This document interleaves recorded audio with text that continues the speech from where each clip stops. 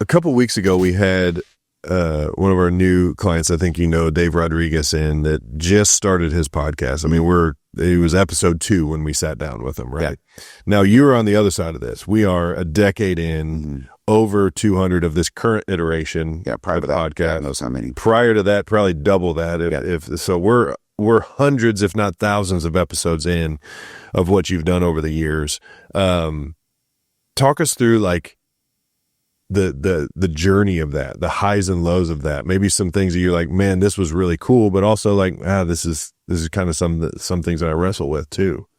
Like, give us the behind the scenes, if you will. For me, I've never had a negative of creating the content. I love that. Mm-hmm.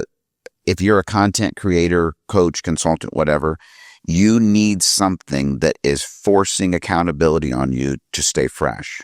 Yeah. Right. In what you're learning, what you're reading, what you're consuming, so that you can bring it to people. So I've loved the accountability that, I got to have something fresh.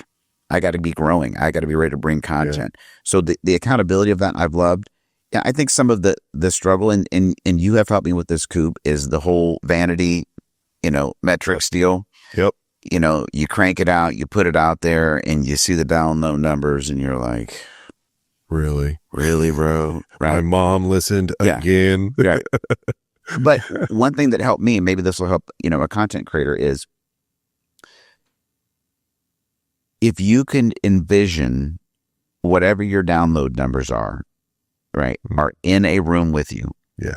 So let's say you put out your 3 episodes in and you've got 30 downloads. You're like, what the freak am I doing? Yeah.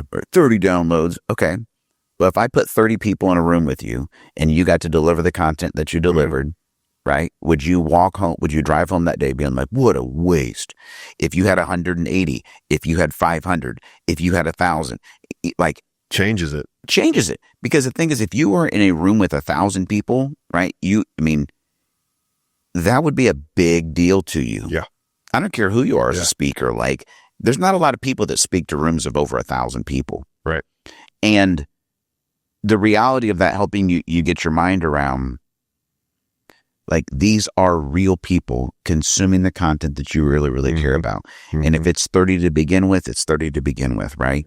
But if it's 30 every month and it's 30 different people and you don't know where they are in the world, and so I think that's been getting that perspective. You helped me with that.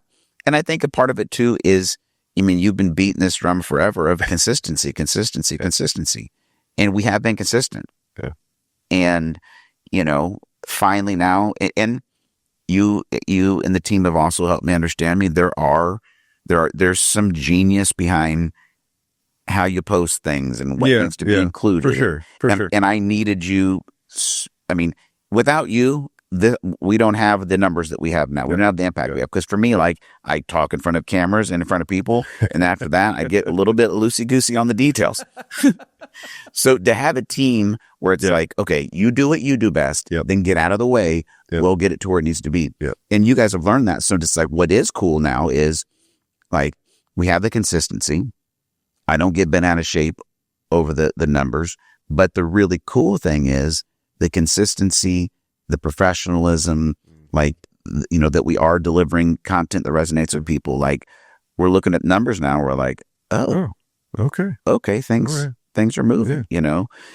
And I love it. If you're listening, you are a coach, you're a consultant, whatever. One thing I've loved about it too, and this has started happening just because we've been coaching in the current format for about just over a year now, is when I'm out coaching, I'm like, hey, listen, there's a lot of great content on our podcast, or I just added as like a little appetizer over here or whatever. And the thing I love is that I'm coming back, month after month for coaching, and people are like, dude, on the way to work today, I was listening to episode whatever. And in that you said, Yep. And I'm realizing, wow, like, the value add of this is I'm here for 90 minutes a month with you. Yep. But those that are grabbing onto the podcast, like, I'm actually now, mentoring and developing them for hours on end prior, in between. So to have that kind of that's huge. Tool, that kind of resource for people, yes, bro. So good. So good. And I love that you brought that up. And that's what, I mean, the title of the podcast is Coaching with Content. And that's what we try to continue to encourage, is that's literally what you just said. Your content is now coaching them when you're not in the room.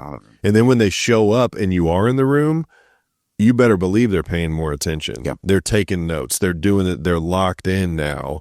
And and you also pointed out the fact of just like vanity metrics, numbers, and all of that. And I love the framing of, if it's 200 people and they were in a room, you'd be thrilled. Mm-hmm. You'd be thrilled.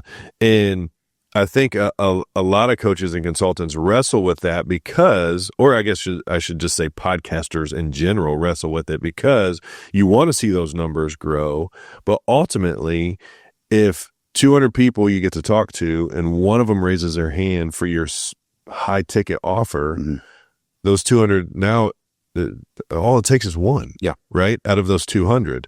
And it can literally be a game changer for you. And that's why I think I've loved the fact that you've committed and stayed consistent with it, because you're going to see those things happen where people start to go, oh man, episode 57 was a life changer for me. Yeah. And you're like, I don't remember what I said at 57. Well, and for a coach too, I'll say this for somebody is, one thing I've loved is, like, I talk about that accountability of the content, is there's been quite a few concepts that I've gotten to take out for a test drive on the podcast. Oh, yeah. Yeah. Right? Like I think this is what I want to do with this, but I'm not sure. Before I'm in front of people, like, let me just be able to have, and I'm very comfortable in this, in this environment. Yep. If somebody's brand new to podcasting, maybe I doubt they're more nervous in a room with one person than they are with, 50 or 60 people. But it's really helped me because it's been like, okay, I'm going to test drive this out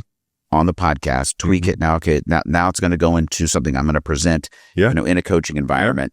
And then the beautiful thing about that, and there's been vice versa. I've created content that I use for coaching, and then been like, okay, we're going to bring it back to the podcast. Whichever way it happens, the reality is now you have an opportunity. People can go in and like, hey, I know we only have 9 minutes today. I want you to go back and listen to this. We have a 4-part series on this exact thing. So good. So it gives you so much more flexibility and the ability to allow content to be present on demand, 2:00 in the morning in their PJs, right? So mowing the lawn, whatever. So good. And if your heart is to coach, consult, guide, inspire, like, it makes so much sense. Makes so much sense. It makes so much sense. So, well, Darren, as we land the plane here, what would you say to somebody, a coach, consultant, somebody that has this message that burns inside of them and that is kind of on the fence? I don't know. I don't know if that's for me. What would you say to encourage them today? Takes me back to before I wrote my book, The Death of a Dream, available on Amazon and Audible as well. Ooh, yeah. Is the imposter syndrome piece I was thinking is, I can't write a book. No one's going to read my book. Who wants to hear my story? And I'm sitting down with Emily Southerland. She was a great writing coach and partner with me in this process. And she took us through this storytelling workshop. And I didn't know what she was doing when she was doing it. But after the fact, I was like, that's genius. So she goes around the circle with everybody and she says, I want you to tell me your favorite book, your favorite movie, the person whose story inspires you the most, whatever. And so everybody goes around, you're hearing movies that you also loved or books that you read that changed your life, whatever. And she goes, okay, now I want you to imagine that movie, that story, that access to that person's story doesn't exist. And you could just feel like the sorrow in the room of like, oh my gosh, like that movie, that book, that story changed my life. What if that person wouldn't have told the story? Like, and she's like, okay, now I want you to put yourself in that. And she said, and the way you feel about not having access to that person's story, I was like, she's like, now think about it. Would you be willing to go for this process so that just one person could be impacted by it? And wow, that's powerful. everybody in the room was like, yes. Yeah, like let's go. I would do it. Where do we write? I would do it for one person. She's like, man, that's all you need to know.